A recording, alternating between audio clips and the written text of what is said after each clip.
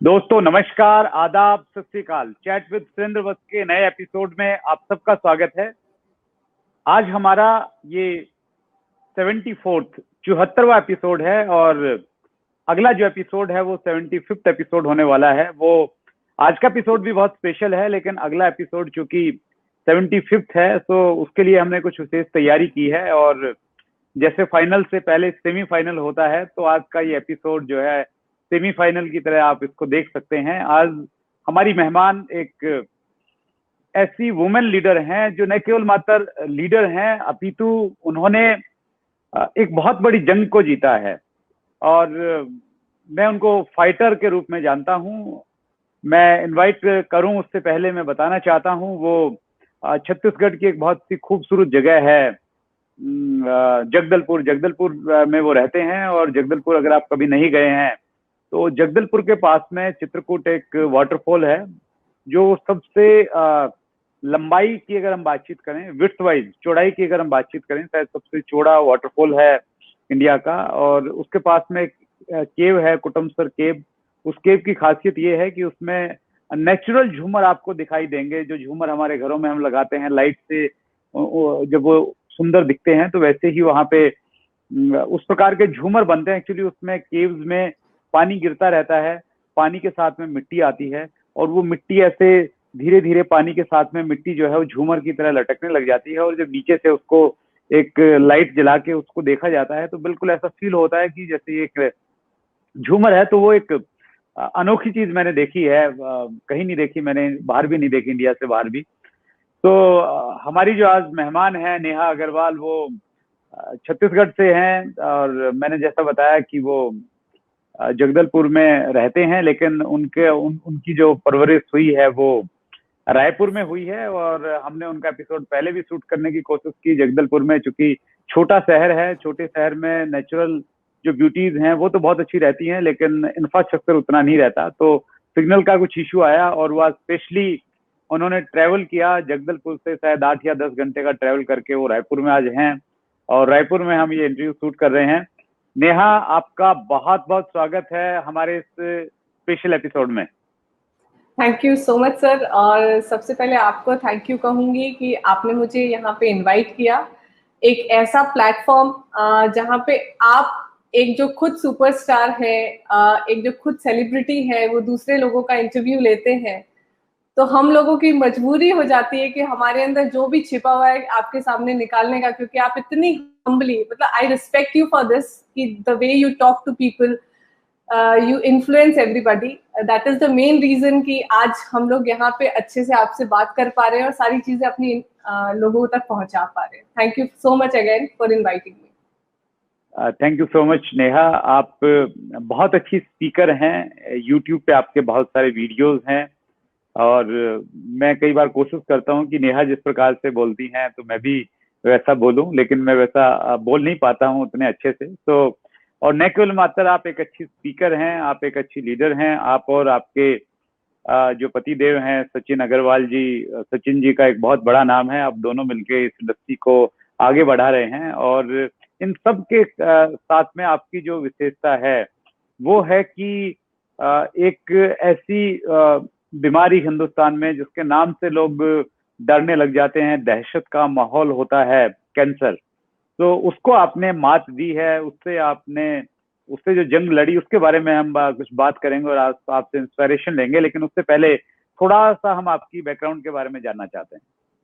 जी, basically मेरा born हुआ बीकानेर राजस्थान में और ब्रॉटअप हुआ रायपुर में। और मैं जिस फैमिली से बिलोंग करती हूँ बिजनेस क्लास फैमिली है। मेरे फादर का बहुत बड़ा बिजनेस है और मैंने हमेशा फादर को हर वक्त बिजी देखा था। हमें और किसी चीज की कमी महसूस नहीं होती थी, लेकिन हाँ, फादर के टाइम की कमी हमेशा महसूस होती थी।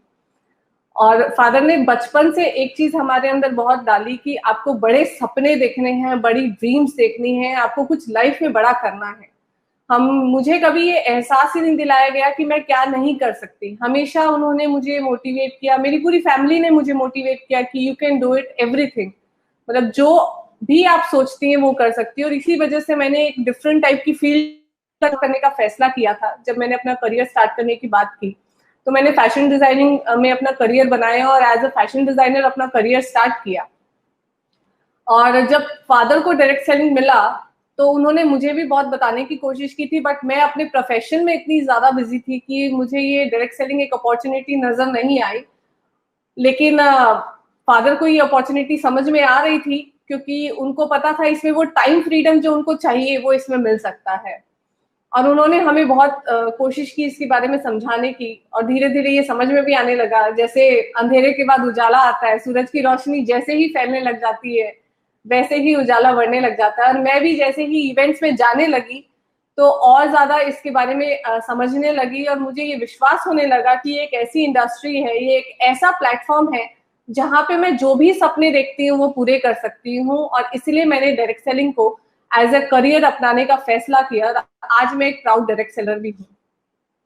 That's great, wonderful. नेहा, जैसा आपने बोला, बहुत सारी बातें हम लोग करेंगे। जैसा आपने बताया कि आप फैशन डिजाइनिंग आपने किया है, तो फैशन डिजाइनिंग की अगर हम बातचीत करें तो स्पेशली वुमेन को क्या करना चाहिए कि वो मॉडर्न दिखें, फैशनेबल दिखें?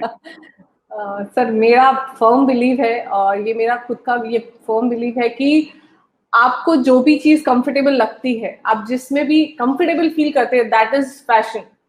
वो ही आपको मॉडर्न फील करा सकती है। अगर आप वेस्टर्न ड्रेस में मॉडर्न फील करते हैं तो डू इट। अगर आपको इंडियन ड्रेस में लगता है कि हाँ I am the best, I am modern, तो आपको वो ही करना चाहिए। आपको फैशन जो मार्केट में चल रहा है उसके अकॉर्डिंग नहीं, बट आपकी अंदर की आवाज जो कहती है उसके अकॉर्डिंगली आपको वर्क करना चाहिए, उसके अकॉर्डिंगली आपको ड्रेसअप करना चाहिए। और मैं हमेशा इस बात का ध्यान रखती हूँ कि मैं उसमें कॉन्फिडेंट फील करती हूँ जो मुझे कंफर्टेबल लगता है। तो हर लड़की को ये चीज करनी चाहिए। That's great, wonderful. और जेंट्स के लिए भी कुछ आप टिप देना चाहेंगे कि वुमेन को कैसे, मतलब कैसी ड्रेस में, जो जेंट्स हैं स्पेशली, जो यंग जनरेशन है, उसको क्या पसंद है? सर, मैं आजकल तो सब अपने अकॉर्डिंगली, फैशन बहुत वाइड रेंज है। एक ऐसा एरिया है जहाँ पे हम बहुत एक्सप्लोर कर सकते हैं। आपको अपने ऊपर एक्सपेरिमेंट करके देखना चाहिए। इवन मेल्स को अपने ऊपर एक्सपेरिमेंट करते रहना चाहिए, चेंज करते रहना चाहिए। एक कंप्लीटली एक लाइन में नहीं चलना चाहिए, हमें ट्राई करते रहना चाहिए नई चीजों को। और अगर आप ट्राई करेंगे तो शायद लड़कियां और अट्रैक्ट होंगी आपकी तरफ। तो मीन्स हम ट्राई करते रहे, और जब जब अच्छे कॉम्प्लीमेंट्स मिले जिस दिन, तो उसको मान ले कि हाँ ये फाइनल चीज है, और फिर उसका बार बार इस्तेमाल करें। जी। चलिए, दैट्स ग्रेट, वंडरफुल। और ये कॉम्प्लीमेंट्स एक्चुअली हर व्यक्ति को चाहिए। मतलब अगर आप यंग हैं और तब भी आपको चाहिए, और आप जब मैरिड हो जाती हैं तो तब भी आप उम्मीद करते हैं कि आपके लाइफ पार्टनर जो हैं वो आपको आपको कॉम्प्लीमेंट करें, आपकी तारीफ करें। That's great. नेहा, मैं एक बहुत सीरियस विषय पे मैं बातचीत कर रहा हूँ। जब पहली बार आपको ये मालूम चला कि आपको कैंसर है, फर्स्ट टाइम जब आपको सूचना मिली, तो वो सूचना कब मिली, आप कहाँ पे थे, और आपका जो पहला रिएक्शन था क्या था? सब मुझे डर लगा जब मुझे पता चला। और जब ये मुझे पता चला था मैं रायपुर में ही थी। और क्योंकि ये बीमारी ही इतनी खतरनाक है, इसका नाम सुन के ही आपको डर लग जाता है आमतौर पे। और मुझे भी डर लगा था, मैं एक बार के लिए घबरा गई और मुझे लगा कि मेरी जिंदगी अब खत्म हो चुकी है। बट क्योंकि मेरा माहौल बहुत ज्यादा पॉजिटिव था, मुझे हर तरफ से पॉजिटिविटी मिल रही थी। और वो पॉजिटिविटी इसलिए मिल रही थी कि मैं नेटवर्क मार्केटिंग में थी, मेरी पूरी फैमिली नेटवर्क मार्केटिंग में थी, और मैं भी खुद पॉजिटिव अपने आप को करने की कोशिश कर रही थी। तो शायद इसीलिए मैं इस बीमारी से लड़ पाई, उभर पाई। और जब फर्स्ट रिएक्शन डर का हुआ और उसके बाद मैंने जब अपने आप को पॉजिटिव रखने की कोशिश की, तो फर्स्ट सेंटेंस मेरे दिमाग में सिर्फ ये आया कि गॉड मुझे शायद चेक कर रहा था। वो देख रहा था कि मेरे अंदर कितनी काबिलियत है, कितनी फाइटिंग स्पिरिट है। क्योंकि वो मुझे बहुत बड़ी कामयाबी देने के लिए हर हर माता पिता अपने बच्चों को चेक करते हैं कि इसके अंदर कितनी काबिलियत है। और मैं मानती हूँ कि माता पिता हमारे ऊपर वाले हैं, भगवान हैं। और उन्होंने मुझे चेक किया कि तुम फाइट कर सकती हो कि नहीं कर सकती हो, तुम्हें बहुत बड़ी कामयाबी देने वाला हूँ। और ये लाइन ने मुझे हमेशा मोटिवेट किया, और इसीलिए शायद मैं आज पूरी तरीके से ठीक हूँ और आपके सामने हूँ। That's great, wonderful. No doubt जब आप मानसिक रूप से स्ट्रोंग हो जाते हैं तो आपकी आधी जीत तो मानी जाती है उसी दिन से। लेकिन कैंसर में जब कीमो से हम लोग गुजरते हैं तो उस समय वो ट्रीटमेंट पेनफुल रहता होगा, उसको कैसे सहन किया? सब बहुत पेनफुल रहता है, मतलब लिटरली बहुत पेनफुल रहता है। और कई बार रातों को नींद नहीं आती थी इसकी वजह से, इस पेन की वजह से। बट मैं ये फर्म बिलीव कर रही हूँ और ये मेरा बहुत बड़ा प्लस पॉइंट है। मैं ये बात को कितनी बार भी रिपीट करूं उतना कम है, क्योंकि मैं नेटवर्क मार्केटिंग में थी और एक पॉजिटिव माहौल मुझे इसने दिया, ये इंडस्ट्री ने दिया। और मुझे इंडस्ट्री ने बताया था कि आप हर चैलेंजेस से लड़ सकते हैं, आप फाइट कर सकते हैं, आपके अंदर वो कैपेबिलिटी है। और इवन मैं भी लोगों को ये चीज के लिए बोलती थी, हमेशा मोटिवेट करती थी। जब मेरे इवेंट्स होते थे, जब मेरे सेमिनार्स होते थे, तो मैं हजारों लोगों को इस बारे में बताती थी कि आप हर चैलेंज से लड़ सकते हैं। तो जब कीमो होता था तो मेरे लिए एक चैलेंज था, मैंने इसको चैलेंज माना और चैलेंज को अपॉर्चुनिटी माना। मैंने अपने आप को चैलेंज किया कि तू इससे फाइट कर सकती है, नहीं कर सकती है। और ये पीरियड मेरा, मुझे ऐसा लगता है कि मुझे मुझे बहुत कुछ सिखा के गया, मुझे एक मोटिवेटर बना के गया। मैं अपने आप को एक इंस्पिरेशन बनाने की कोशिश कर रही हूँ ताकि लोग मुझसे इंस्पायर हों और बहुत कुछ सीख सके, बहुत कुछ कर सके। क्योंकि ये बीमारी ऐसी है कि हमारे पास जब आती है तो हम अंदर से टूट जाते हैं। तो मेरा ये अब एक लक्ष्य बन गया है कि इस पीरियड को मैं लोगों तक शेयर करूं। लोग इसके बारे में बात नहीं करते, लेकिन मैं बात करती हूं ताकि जो और भी लोग हैं जिनके पास ये डिजीज आती है, और भी कोई डिजीज, चाहे कैंसर हो, चाहे अभी जो भी बीमारियां चल रही हो, अभी जो भी पैनेडिक चल रहा हो, अगर हम इससे मेंटली फाइट कर ले तो मेरे ख्याल से जीत हमारी होती है। हमें कोई हरा नहीं सकता। अगर हम मेंटली हार जाते हैं तो हमें कोई भी हरा सकता है, लेकिन अगर हम मेंटली जीत जाते हैं तो हमें कोई भी हरा नहीं सकता। That's great, wonderful. मन के हारे हार है, मन के जीते जीत। राइट। आपने उस कहावत को चरितार्थ किया है। और मैं एक चीज और यहाँ कहना चाहूंगा हमारे व्यूवर्स से कि जब भी आपकी जिंदगी में कुछ चैलेंजेस आए हैं तो वो चैलेंजेस आपकी जिंदगी में आते हैं तो साथ में एक अपॉर्चुनिटी लेके आते हैं। वो अपॉर्चुनिटी शायद उस समय आपको दिखाई नहीं दे, लेकिन आने वाले समय में वो आपके लिए अपॉर्चुनिटी बन सकती है। आज हम नेहा जी से बातचीत कर रहे हैं तो उसके पीछे भी कहीं ना कहीं एक वजह रही कि नेहा की लाइफ में कैंसर जैसी महामारी आई और नेहा ने बड़ी शिद्दत के साथ में उसका मुकाबला किया और उसको हराया। क्योंकि हमारे पास में एक बहुत बड़ी लिस्ट रहती है जिन लोगों को हम इंटरव्यू करना चाह रहे हैं, और उस लिस्ट में बहुत सारे लोगों की रिकमेंडेशन रहती है। लेकिन नेहा को हमने चुना। नो डाउट आप एक बहुत अच्छी स्पीकर हैं, लीडर हैं, बहुत बड़ा बिजनेस है, अचीवर हैं, लेकिन उसके साथ में ये जो आपकी जिंदगी में जो टफ टाइम आया था कैंसर से जूझने का, तो वो एक बड़ा कारण रहा आपके सिलेक्शन के लिए। और मैं सभी व्यूवर्स को ये कहना चाहता हूँ, अगर आपकी जिंदगी में मुश्किलें हैं, स्पेशली आप डायरेक्ट सेलिंग में हैं, लंबा टाइम हो गया है, आपको परिणाम नहीं मिल रहे हैं, आपको अचीवमेंट नहीं मिल रही हैं, और आप निराश मत होइए। जिस दिन आपको अचीवमेंट मिलेगी तो तय है कि एक दिन तो मिलेगी वो, लेकिन जिस दिन मिलेगी और जितने ज्यादा संघर्ष के बाद मिलेगी उतना ज्यादा आपको रिकॉग्निशन मिलेगा, उतना ज्यादा सम्मान मिलेगा, उतनी जोरदार तालियां बजेंगी जब आपकी संघर्ष की कहानी बताते हुए आपको जब मंच की तरफ आमंत्रित किया जाएगा। तो उसको पॉजिटिव लीजिए और नेहा उसका एक परफेक्ट एग्जाम्पल है हमारे सामने। नेहा, हमारे देश में हालांकि अब चीजें बदल रही है, लेकिन एक ऐसा समय था जब वुमेन को बहुत ज्यादा स्वतंत्रता नहीं थी, और स्पेशली बिजनेस करने के लिए ऐसा माना जाता था कि बिजनेस करना और धन उपार्जन करना ये तो पुरुषों का काम है, महिलाओं का काम नहीं है। लेकिन धीरे धीरे परिस्थितियां बदल रही हैं वुमेन्स के लिए। ऐसी परिस्थिति में आज इंडिया में जो भी परिस्थितियां हैं, ऐसी परिस्थितियों में वुमेन्स के लिए डायरेक्ट सेलिंग में आप क्या अपॉर्चुनिटी देखती हैं?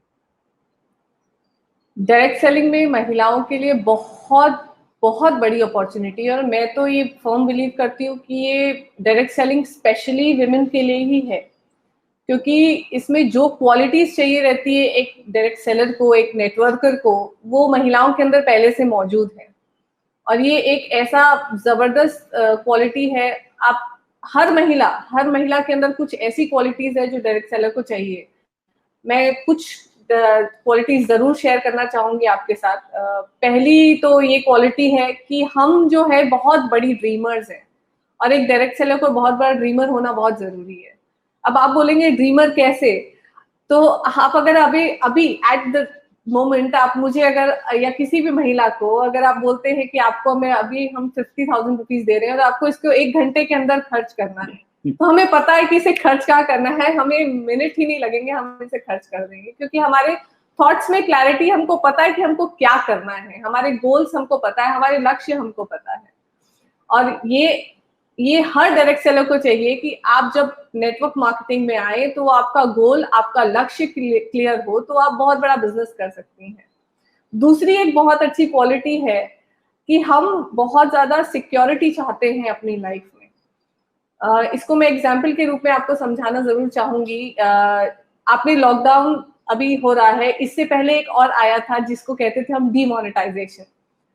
डीमोनेटाइजेशन एक ऐसा वक्त था जहां पे हमको महिलाओं के पास से हमारे पास बहुत कैश मिला था हमको, क्योंकि हम सिक्योरिटी चाहते थे अपने फ्यूचर के लिए, अपने फैमिली की फ्यूचर के लिए हम पैसे बचा के रखते थे। तो ये सिक्योरिटी तो टेम्पररी थी, लेकिन परमानेंट सिक्योरिटी नेटवर्क मार्केटिंग दे सकता है, डायरेक्ट सेलिंग दे सकता है।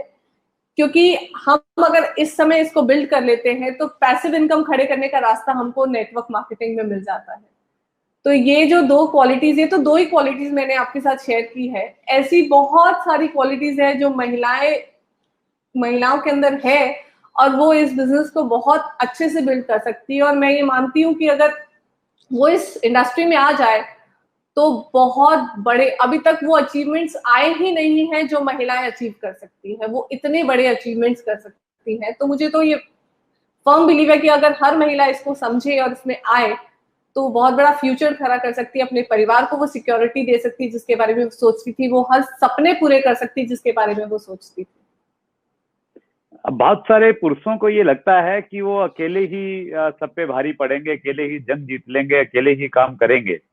तो एक व्यक्ति स्पेशली वो अगर मैरिड है और वो अपने स्पाउस के साथ इस बिजनेस को नहीं कर रहा है, और वो अगर करने लग जाए, तो उसमें कितना आप लगता है कितना फर्क पड़ेगा उसकी कामयाबी पे? सर बहुत बड़ा फर्क पड़ता है। कहते हैं ना कि महिलाएं चाहे तो बिजनेस बना सकती है, चाहे बिजनेस बिगाड़ सकती है, क्योंकि घर से अगर हमको सपोर्ट नहीं मिलेगा, मेरा ये मानना है कि मुट्ठी बंद और मुट्ठी खुली, ताकत बंद में होती है।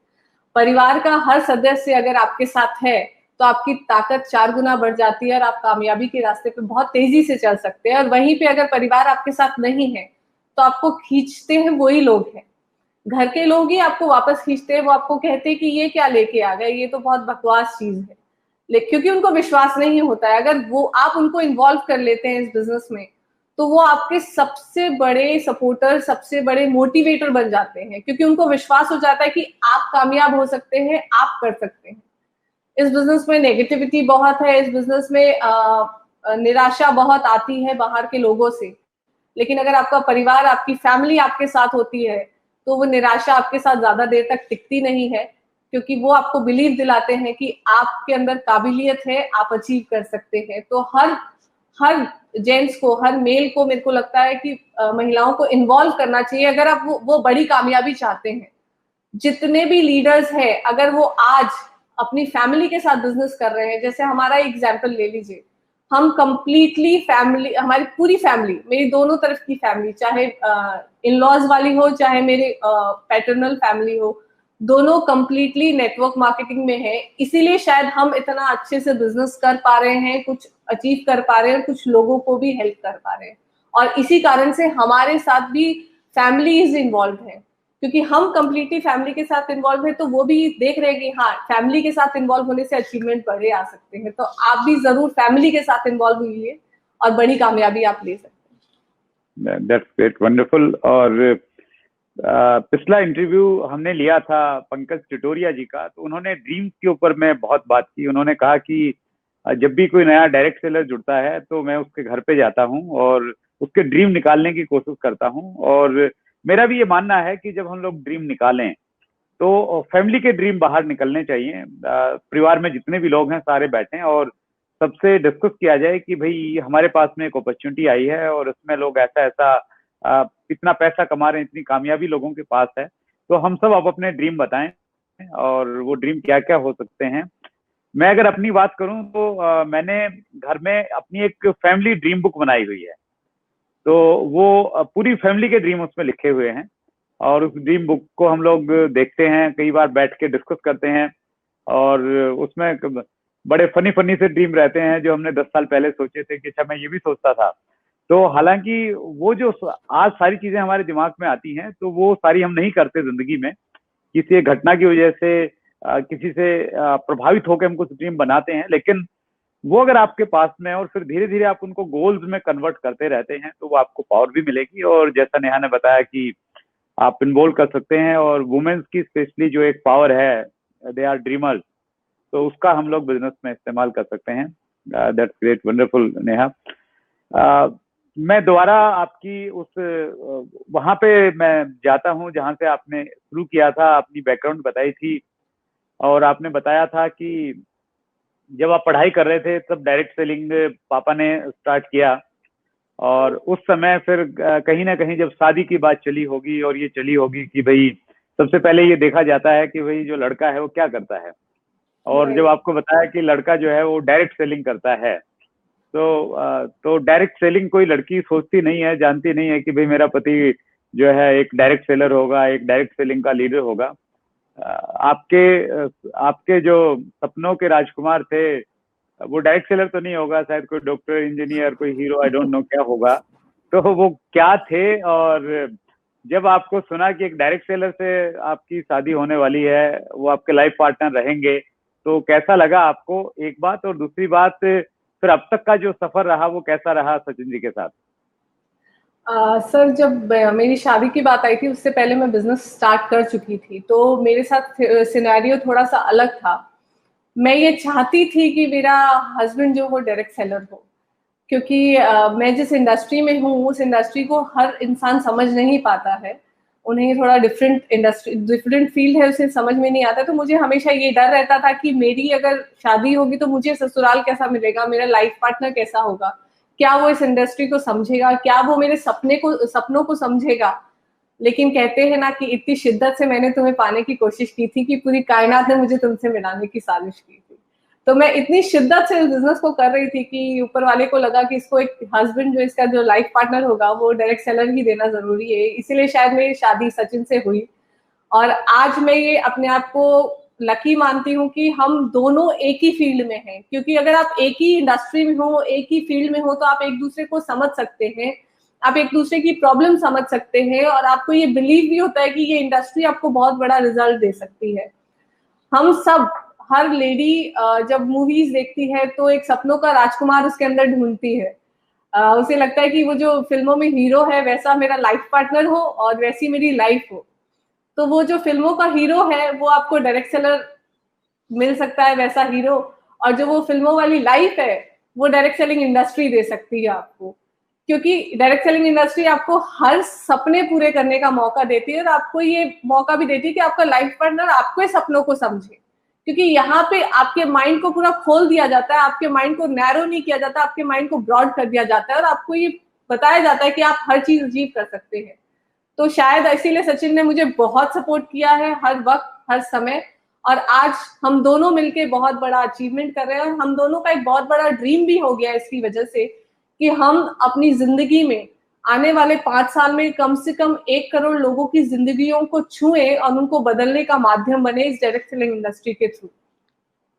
That's great, wonderful. और जैसा आपने कहा कि जब हम एक ही बैकग्राउंड से रहते हैं और एक ही सोच होती है तो फिर जिंदगी को आगे लेके जाने में बहुत सहूलियत होती है। और मेरा ऐसा मानना है कि जब धर्म बने और धर्मों में ये होने लग गया कि एक धर्म के लोग ही एक धर्म के लोगों में शादी करेंगे तो अच्छा रहेगा, तो उसके पीछे भी शायद कहीं ना कहीं वो एक सोच रही होगी कि भाई उनका पूजा करने का या प्रार्थना करने का एक जैसा तरीका होगा, खान पान में थोड़ा सिमिलरिटी होगी, तो शायद जिंदगी आसान हो जाएगी। और मुझे लग रहा है कि डायरेक्ट सेलिंग एक ऐसी कम्युनिटी क्रिएट करेगी आने वाले टाइम में, जब एक डायरेक्ट सेलर ये चाहेगा, वो ये जरूर देखेगा कि भाई जो सामने वाली फैमिली है वो अगर डायरेक्ट सेलिंग की फैमिली है तो शायद हम लोग उनसे बेटर वे में अंडरस्टैंड कर पाएंगे, हमारी अंडरस्टैंडिंग बेटर होगी, अच्छे संस्कार होंगे, अच्छा माहौल होगा, पॉजिटिविटी होगी।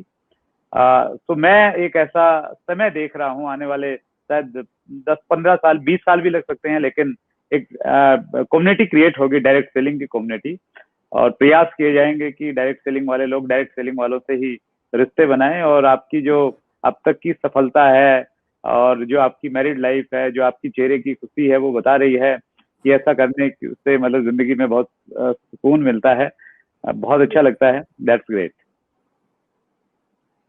हम लोग अगली पॉइंट पे बढ़ते हैं नेहा। अगर एक हस्बैंड वाइफ ने दोनों ने मिलकर काम करने का निर्णय ले लिया आपकी बात सुन के, और अब उन्हें अपने बिजनेस में गोल भी सेट कर लिए हैं कि मैंने अपनी कंपनी में इस लेवल पे जाना है, अब उनको अगर कामयाबी अचीव करनी है, अपने उस टारगेट को, अपने गोल को हिट करना है, तो 2-3 ऐसे पॉइंट्स जो जरूरी हैं एक डायरेक्ट सेलर के लिए, वो प्लीज आप शेयर करें।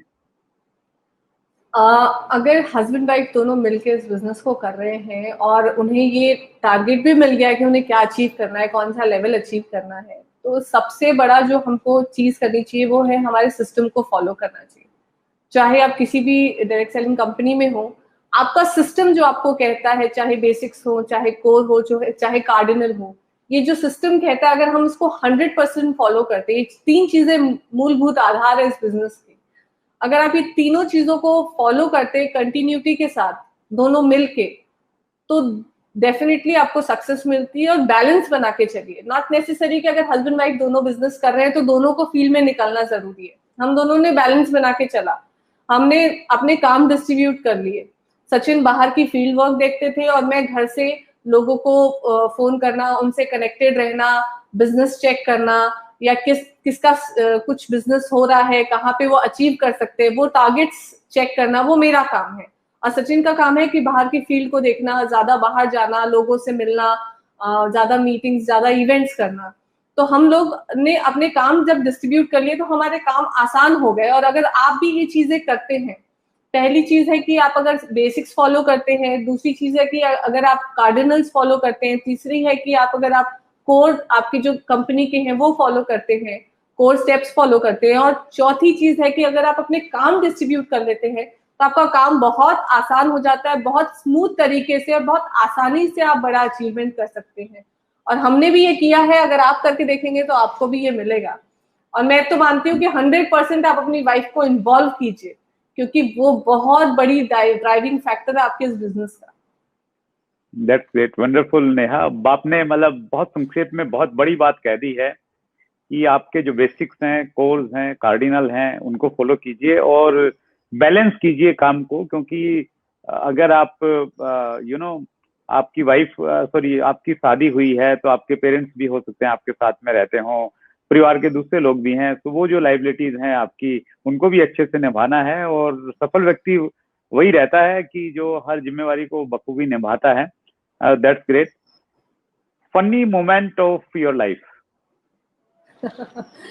Funny sir, network marketing industry ने बहुत सारे अच्छे मोमेंट्स दिए हैं और कुछ ऐसे मोमेंट्स भी दिए जहाँ पे हमने बहुत ज्यादा मजे किए हैं। आपने जब पूछा तो एक किस्सा बहुत इंटरेस्टिंग सा याद आ रहा है मुझे, और वो लोनावला का एक किस्सा है। जब हम इवेंट्स के लिए बाहर जाते रहते हैं दोनों, हर 2 महीने में। अभी तो लॉकडाउन है तो हम नहीं निकले हैं, बट इससे पहले रेगुलरली हम एक दूसरे के साथ कहीं ना कहीं, हमारा सेमिनार इवेंट्स कम होता है, हमारा घूमना ज्यादा हो जाता है। तो लोग हमसे ये चीज को देख के जेलस भी फील करते हैं कि हर वक्त लोग मुझे फोन करके पूछते हैं कि अभी तुम कहाँ हो, अभी तुम कहाँ हो। जब मैं उन्हें बताती हूँ कि मैं इस स्टेट में हूँ, इस स्टेट में हूँ, तो वो सरप्राइज है, बोले क्या बिजनेस है यार, गजब, मतलब तुम एंजॉय कर रही हो लाइफ को। मैंने बोला हाँ।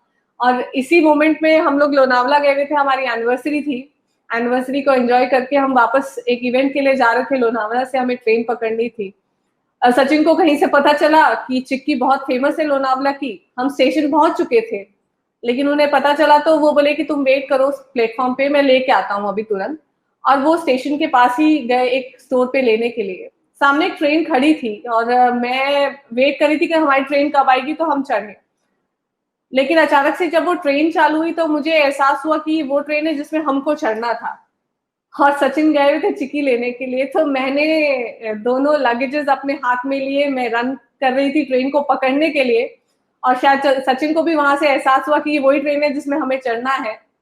तो वो डीडीएलजे वाला केस तो नहीं हुआ कि सचिन मेरे को ट्रेन से उठा रहे हैं, बट हाँ डीडीएलजे में सचिन ट्रेन में थे, लेकिन हम दोनों साथ में रन करके वो ट्रेन को पकड़ने की कोशिश कर रहे थे। तो हमने उस मोमेंट को बहुत एंजॉय किया, बहुत मजे किए, और लोग भी हंस रहे थे हमें देख के, क्योंकि इतना ज्यादा रन करना पड़ा। स्टेशन पे खड़े हैं, ट्रेन आपके सामने है और आप वेट कर रहे हैं कि आपकी ट्रेन अब कब आएगी। मतलब जो हमने डीडीएलजे में देखा था, तो वही वाला सीन लोनावाला स्टेशन पे हो गया। जी, ये इंडस्ट्री देती है आपको वो सारे सीन क्रिएट करने का मौका। That's great, wonderful actually. और जब हम डायरेक्ट सेलिंग में आते हैं तो हमारा एटीट्यूड ऐसा बन जाता है कि हम उसको बहुत एंजॉय करते हैं। मेरे पास जब मैंने शुरुआत किया तो मुझे याद है, एक बार मैं हिमाचल प्रदेश में था, और वहां पे जो गाड़ी थी मेरे पास में, मारुति 800 उन दिनों, तो उसका जो है पेट्रोल खत्म हो गया।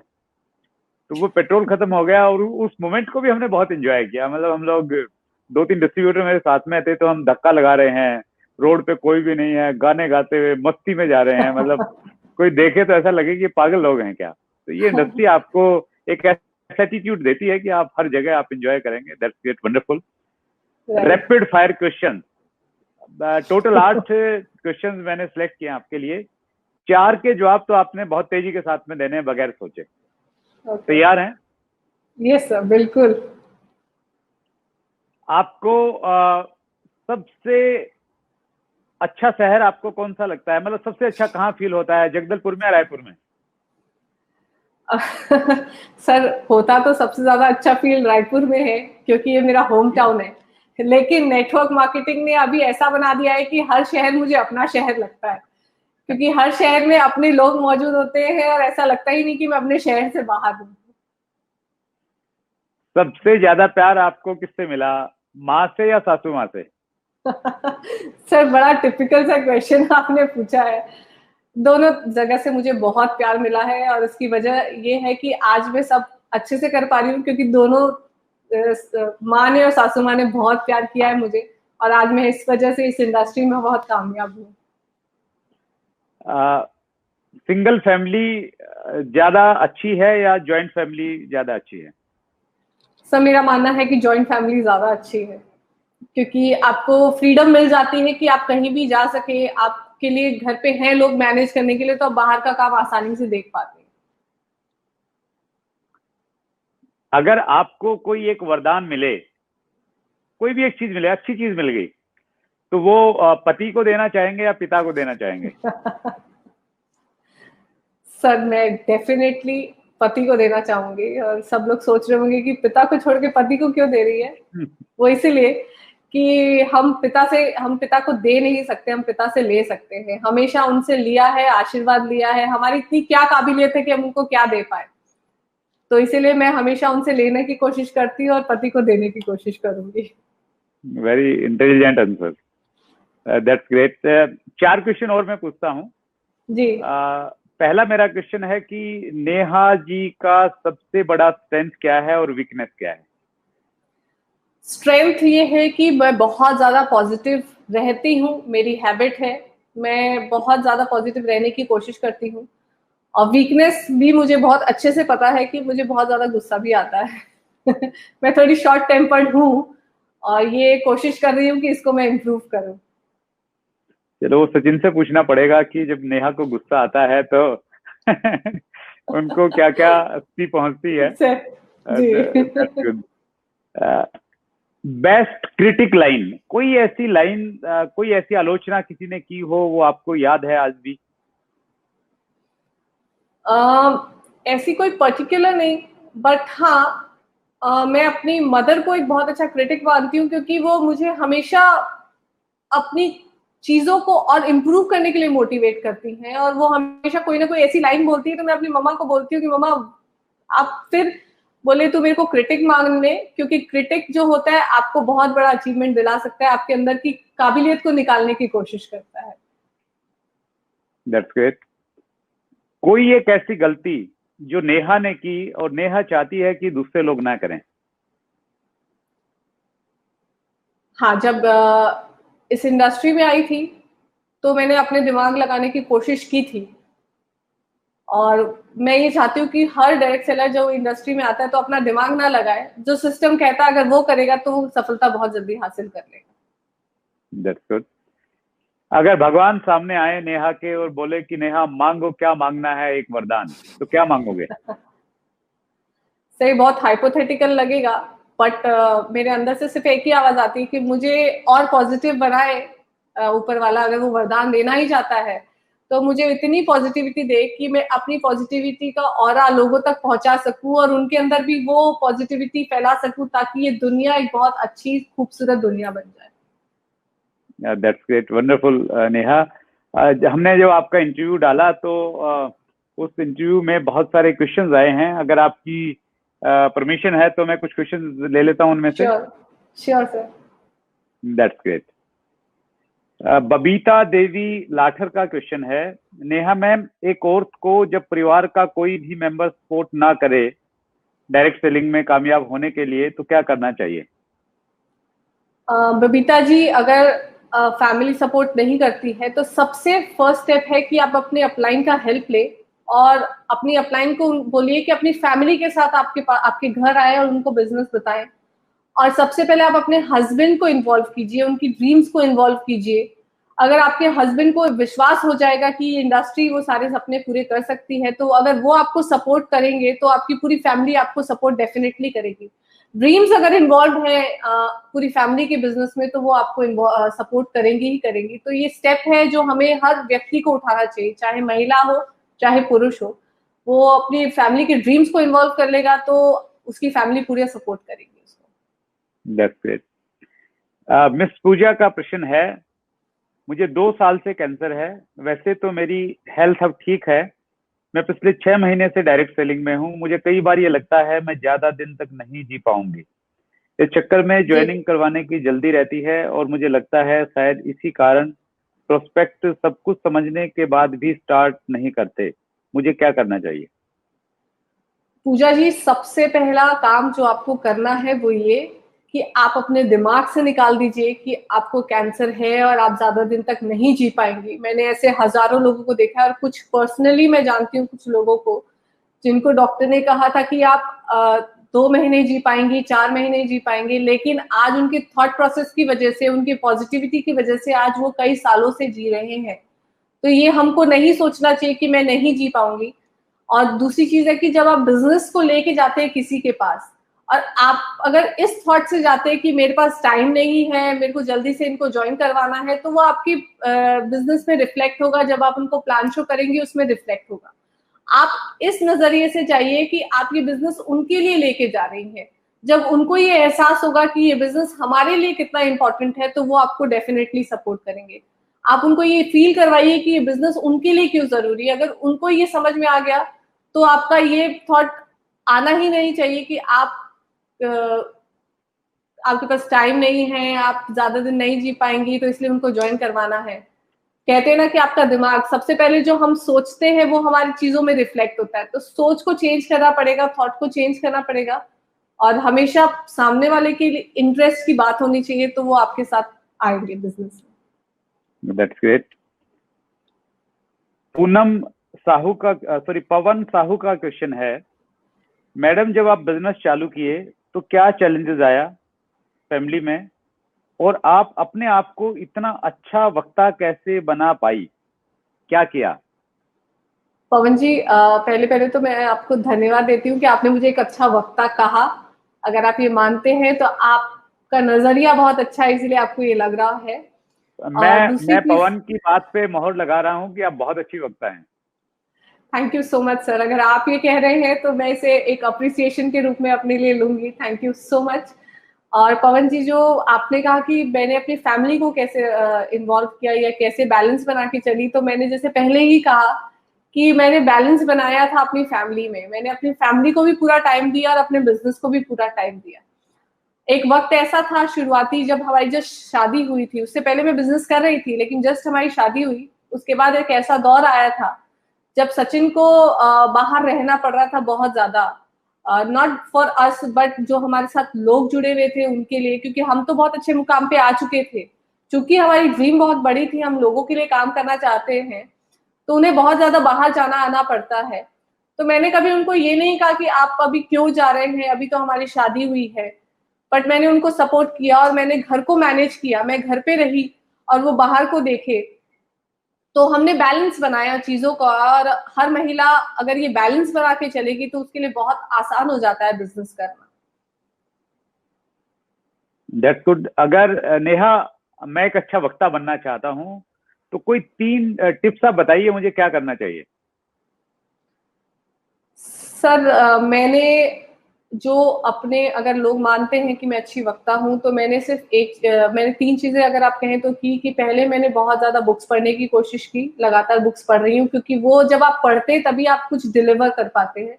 दूसरी, कि आप अपनी चीजों को जब आप कम्युनिकेट करना चाहते हैं किसी से, जब आप वक्ता बनना चाहते हैं, तो आप अपनी स्क्रिप्ट लिखिए, कुछ लिखिए जब आप बोलना चाहते हैं, जो भी चीज आप बोलना चाहते हैं, जब आपको माइक मिले, जब आपको मौका मिले स्टेज पे जाने का, तो आप, अगर आपके पास कुछ है लिखा हुआ, तो आप उसे डिलीवर कर सकते हैं।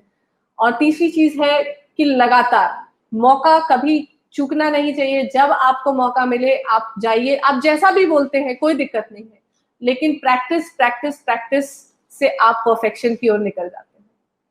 That's great. 3 चीजें आपने बताई। सबसे पहली चीज कि हम पढ़ें, कंटेंट हमारे पास में होना चाहिए। दूसरी आपने बताई कि उसको पहले प्रिपेयर कीजिए, स्क्रिप्ट लिखिए पहले कि ये बोलना है, प्रिपेयर होके जाइए।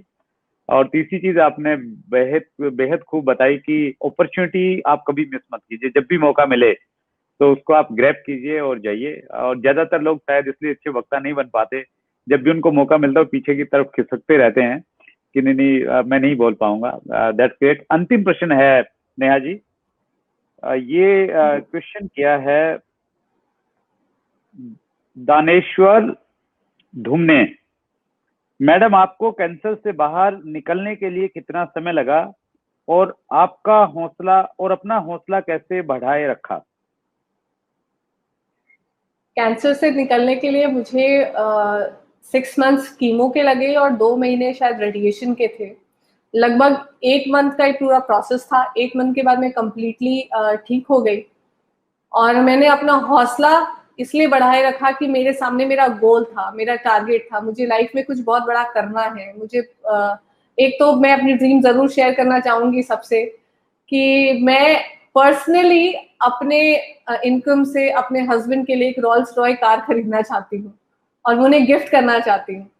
तो ये इस तरह की ड्रीम्स मेरे सामने थी, मेरे गोल्स थे, इसलिए मैं अपनी इस प्रॉब्लम से फाइट कर पाई। और एक और लक्ष्य था कि मैं चाहती थी कि मेरा परिवार मेरी वजह से कभी दुखी ना हो।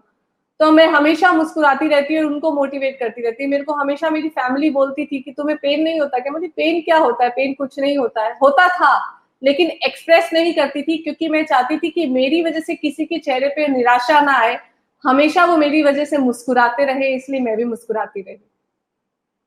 That's great, wonderful. नेहा, आपकी जो जर्नी है, और स्पेशली जो ये टफ टाइम से जब आप गुजरे, वो बहुत इंस्पायरिंग है। हर व्यक्ति को कुछ ना कुछ सीखना चाहिए। और नेहा अग्रवाल के बारे में ज्यादा जानकारी चाहिए तो नेहा अग्रवाल एक जाना पहचाना नाम है।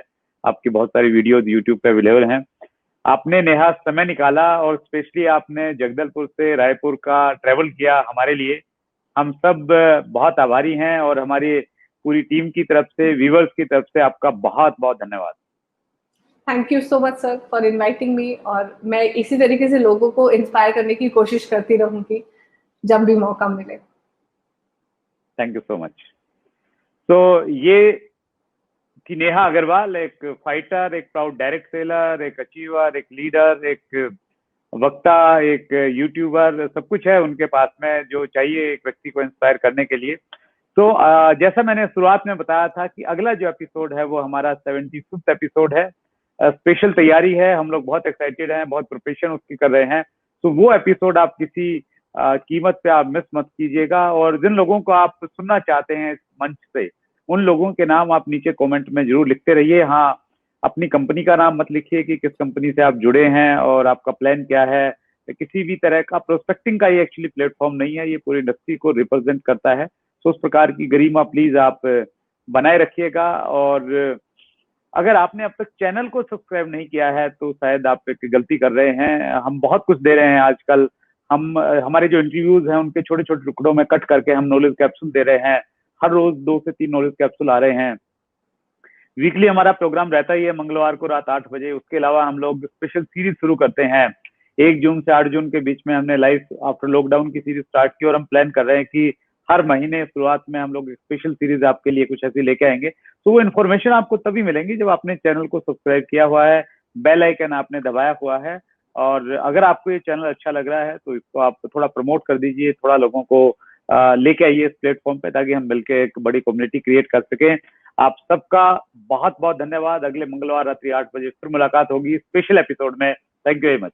अगर आपने अभी तक chat with Surendra Vats channel को सब्सक्राइब नहीं किया है तो अभी सब्सक्राइब करें और बेल आइकन दबाना ना भूलें, जिससे आपको आने वाली सभी वीडियोस की अपडेट सबसे पहले मिले और हमारी किसी वीडियो को मिस ना करें। वीडियो को ज्यादा से ज्यादा शेयर और लाइक करके अपना प्यार जरूर दें।